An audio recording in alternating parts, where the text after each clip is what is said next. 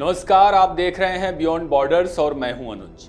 यहां आपको बांग्लादेश के बारे में लगातार बताया जा रहा। मोहम्मद यूनुस के कट्टरपंथी बांग्लादेश का कायदे से इलाज शुरू हो चुका है। अब उसे ना तो मुर्शिदाबाद बचा पाएगा और ना ही ममता बनर्जी और राहुल गांधी के सलमान खुर्शीद जैसे सेनापतियों की फौज।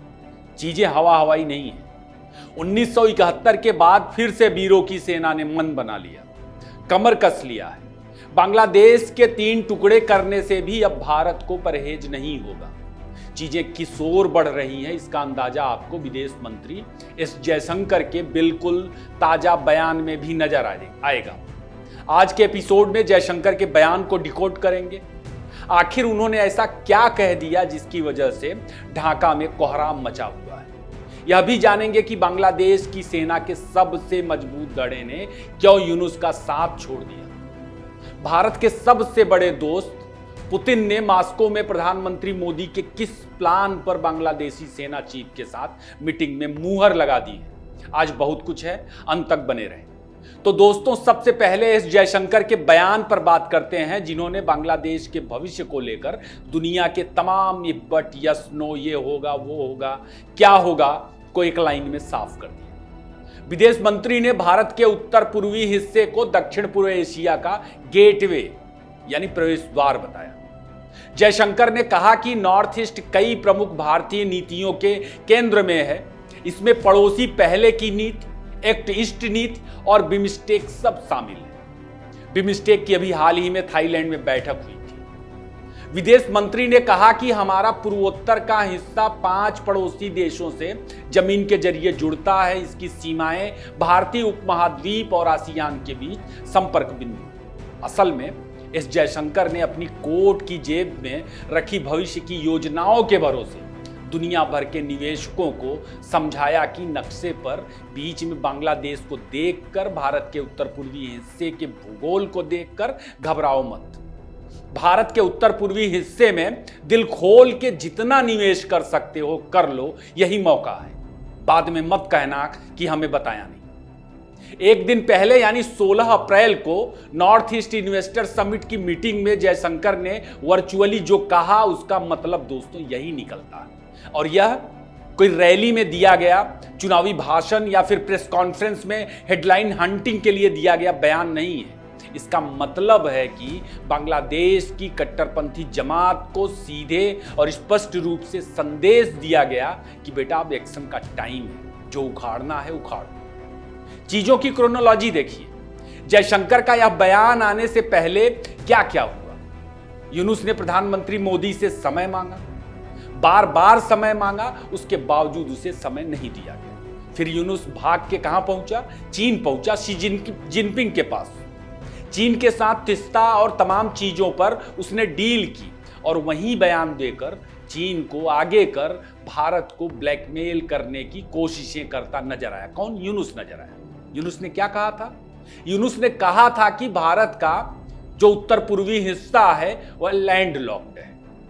इसके बाद थाईलैंड में बिमस्टेक की बैठक हुई, जिसमें मोदी ने तमाम क्षेत्रीय नेताओं से मुलाकात की। इसी कड़ी में यूनुस से भी मुलाकात की और उसे सीधे सीधे बांग्लादेश के अंदरूनी हालात और सीमा पार घुसपैठ पर अंजाम भुगतने की चेतावनी दी। इसके बाद भारत ने बांग्लादेश को मिलने वाली ट्रांसशिपमेंट सुविधा खत्म कर दी। फिर बांग्लादेश ने जमीन के रास्ते भारत से आयात होने वाले धागों को प्रतिबंधित कर दिया। वे धागे जिन पे बांग्लादेश की गारमेंट इंडस्ट्री जिंदा है। बांग्लादेश ने कहा कि भारत के जो धागे हैं वो बहुत खराब क्वालिटी के। खैर, भारत के धागों को बैन करने के बाद अब जयशंकर साहब का दक्षिण पूर्व एशिया के गेटवे वाला बयान आया है, जिसके बहुत मायने निकल करके सामने आते हैं। यूनुस को अंदाजा नहीं था कि उसने चीन में जाने अनजाने भारत के प्लान बी को एक्टिव करने का आधार दे दिया। एक पर एक गलतियां करते जा रहा यूनुस।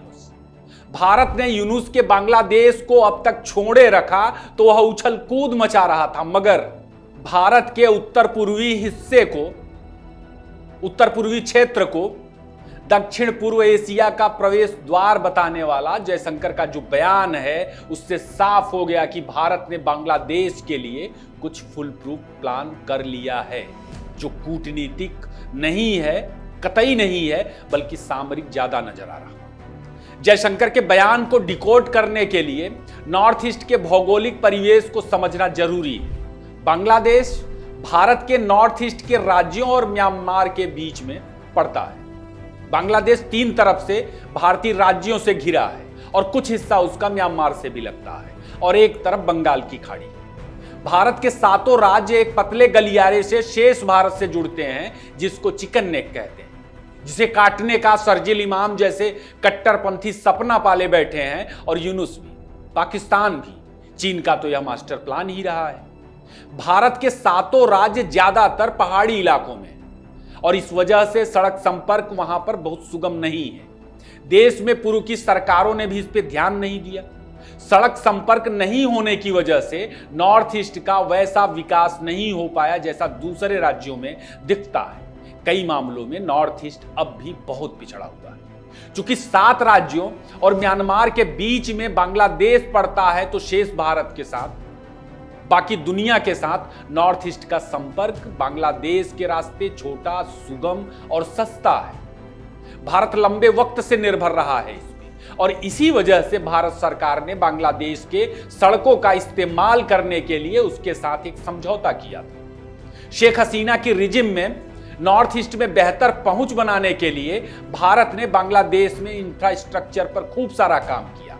अब सवाल है कि जब बीच में बांग्लादेश है और बिना बांग्लादेश की मदद के एस जयशंकर कैसे उसे दक्षिण पूर्व एशिया का गेटवे बता रहे हैं, जबकि बांग्लादेश के साथ इस वक्त हालात बहुत तनावपूर्ण है। सड़कों के इस्तेमाल को लेकर बांग्लादेश भारत के साथ दोस्तों शर्तों में बंधा है। कल को उसने शर्तों को मानने से इनकार कर दिया, फिर भारत क्या करेगा? तब तो जयशंकर का जो गेटवे वाला बयान है वह धरा का धरा ही रह जाएगा, या भारत की जो योजनाएं हैं नॉर्थ ईस्ट को लेकर के, बाकी दुनिया के साथ कारोबार करने को लेकर के, वह धरी की धरी रह जाएंगी। दोस्तों, बांग्लादेश के भविष्य का अंदाजा असल में इसी सवाल के जवाब में मिलता है, यानी बीच में चिकन नेक से लेकर चटगांव हिल्स तक का जो एरिया है, जो तमाम अवरोधक हैं बांग्लादेश के, शायद भारत ने उन्हें लेकर कोई प्लान बना लिया है, और तमाम चीजें भारत की योजना को लेकर के क्लू दे जाती। वैसे नॉर्थ ईस्ट कभी लैंड लॉक नहीं था जैसा यूनुस कह रहा था, मगर सड़क परिवहन के लिहाज से वहां ढांचागत विकास नहीं हुए, और इसका असर वहां के औद्योगिक विकास पे पड़ा। तमाम चीजों ने बांग्लादेश के रास्ते नॉर्थ ईस्ट में भारत विरोधी ताकतों को पनपने की जमीन मुहैया कराती रही, और पिछले 10 साल में नॉर्थ ईस्ट की सूरत बदली। ढांचागत विकास ने कई चीजों पर वहां असर डाला है, और कहीं ना कहीं चिकन नेक और नॉर्थ ईस्ट को लेकर भारत विरोधी ताकतों को इन बदलावों ने जरूर परेशान किया होगा। बांग्लादेश में यूनुस के रूप में एक भारत विरोधी सरकार बिठाई गई, तो कहीं ना कहीं नॉर्थ ईस्ट में जो बदलाव दिख रहा था वह भी एक वजह होगी उसमें। मकसद यही था बांग्लादेश में शेख हसीना को हटाने का कि उत्तर पूर्व में जो चीजें बेहतर हो रही हैं उसे किसी तरह रोका जाए, और मौका मिलते ही चिकन नेक को दबोच कर फाइनल काउंटर कर दिया जाए। क्या भारत ऐसा होने देगा? बिल्कुल नहीं।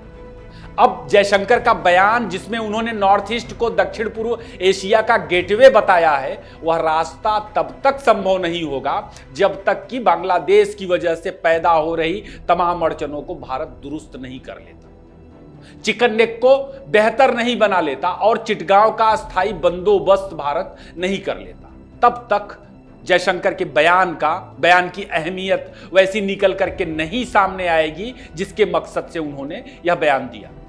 उत्तर पूर्व दक्षिण एशिया का गेटवे तभी बनेगा जब म्यांमार से लेकर उत्तर पूर्व तक सीधा सड़क संपर्क होगा। आपको पता होना चाहिए कि म्यांमार में भारत सड़क मार्ग और पोर्ट पर लंबे वक्त से काम कर रहा है। संकेत बांग्लादेश पर भारत की सामरिक कार्रवाई के नजर आ रहे हैं, और मजेदार यह है कि भारत सिर्फ काउंटर कर रहा। भारत की तरफ से कार्रवाई हुई तो वह भी काउंटर के तहत ही होगा। यूनुस इस वक्त कई मोर्चों पर जूझ रहा। चुनाव नहीं करवाने और छात्र आंदोलन से निकले नेताओं की नई पार्टी बनवाने की वजह से बीएनपी जैसी ताकतवर पार्टियां उससे पहले से ही नाराज हैं। सेना में कई धड़े बने हुए हैं, लेकिन वर्चस्व वकारुज्जमा का बना हुआ है। वकारुज्जमा यूनुस की बिल्कुल नहीं सुन रहे और सार्वजनिक तौर पर सरकार और राजनीतिक दलों की उनके रुख की आलोचना कर चुके हैं। वकारुज्जमा के रूस दौरे की भी चर्चा है जो उन्होंने अभी हाल ही में की थी, और कहा तो यह भी जा रहा कि पुतिन यूनुस की सरकार से बहुत नाराज है, क्योंकि यूनुस ने बाइडेन प्रशासन के इशारे पर, ओबामा के इशारे पर कई रूसी परियोजनाओं पर जांच बिठा दी जो बांग्लादेश में थी।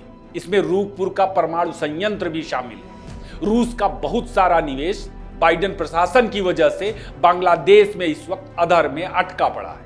पुतिन चाहते हैं कि यूनुस और बाइडेन ओबामा परस्त जो सत्ता बांग्लादेश में इस वक्त ढाका में कुर्सी पर बैठी हुई है उसका अंत हो।